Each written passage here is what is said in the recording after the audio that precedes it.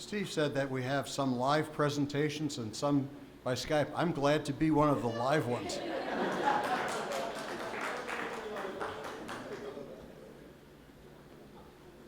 Some memories of Ed Schroeder I have, and perhaps you share them with me, but I'll share them with you today.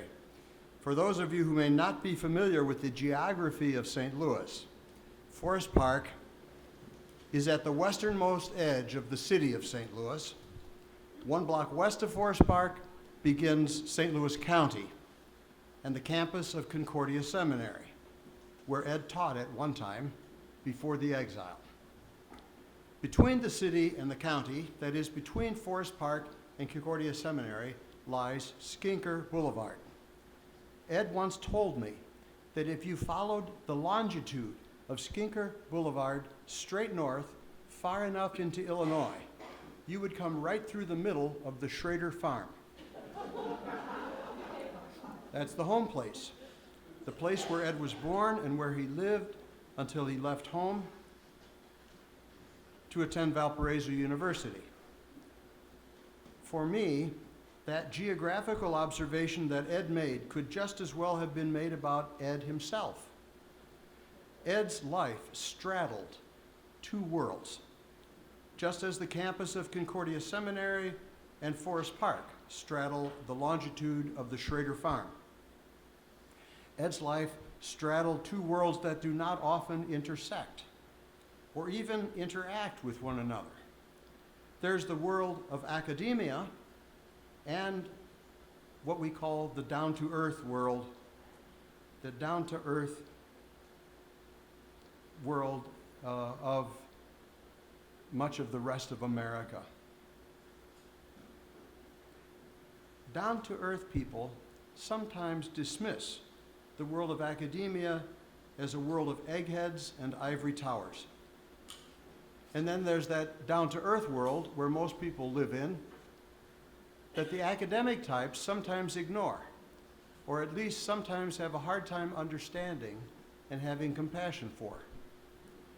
Ed seemed to understand both worlds, and he was able to communicate in both worlds.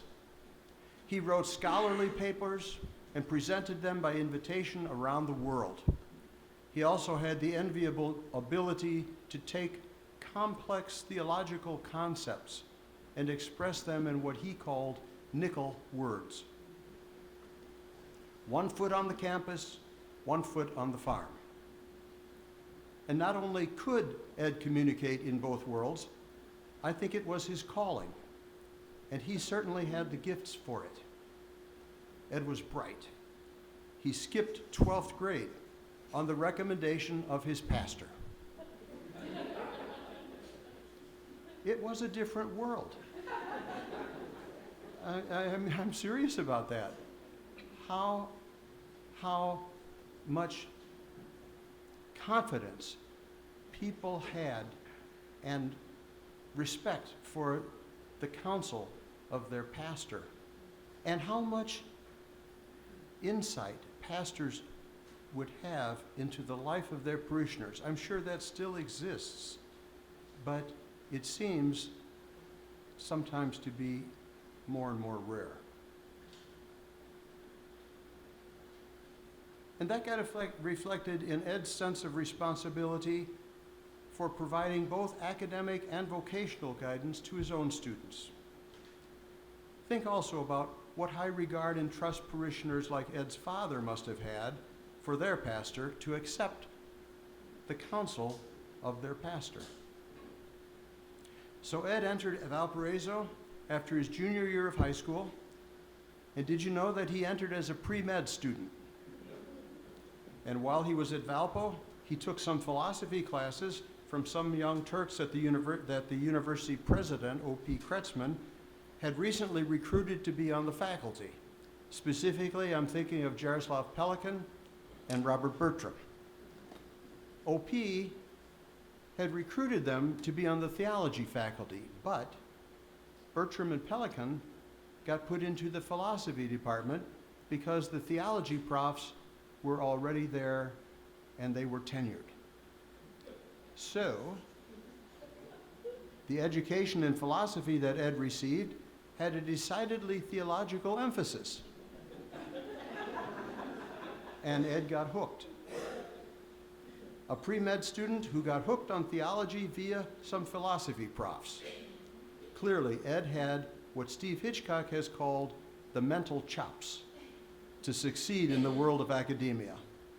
And succeed he did, including earning his PhD at the University of Hamburg with Werner Ehlert as his Dr. Vater. Ed could hold his own in the academy. That's true. But if he did, it never seemed to be for the sake of the academy alone. I believe Ed was as particular and demanding as he was about theological precision because he wanted to be sure that any Christian theological expression communicated the good news of Jesus Christ. He wanted to be sure that if theological expressions got presented as Christian, they met what he called the double dipstick test. That is, that they both made use of the death and resurrection of Christ and that they comforted troubled consciences. Ed was a theologian who had high expectations of himself and of his students. Think of all the red ink papers. But those expectations, I believe, were because he did not want any of our preaching or our teaching or our pastoral care to be anything less than the good news of a crucified and risen Lord. That was Ed's aim for himself as well. I'm thankful for his insistence on that, and I am thankful on a personal level for the pastoral care showed to me frequently in my life, and particularly in the past year, when he himself was not feeling well, and when I was in the hospital and in a rehabilitation facility. And Ed, along with Marie,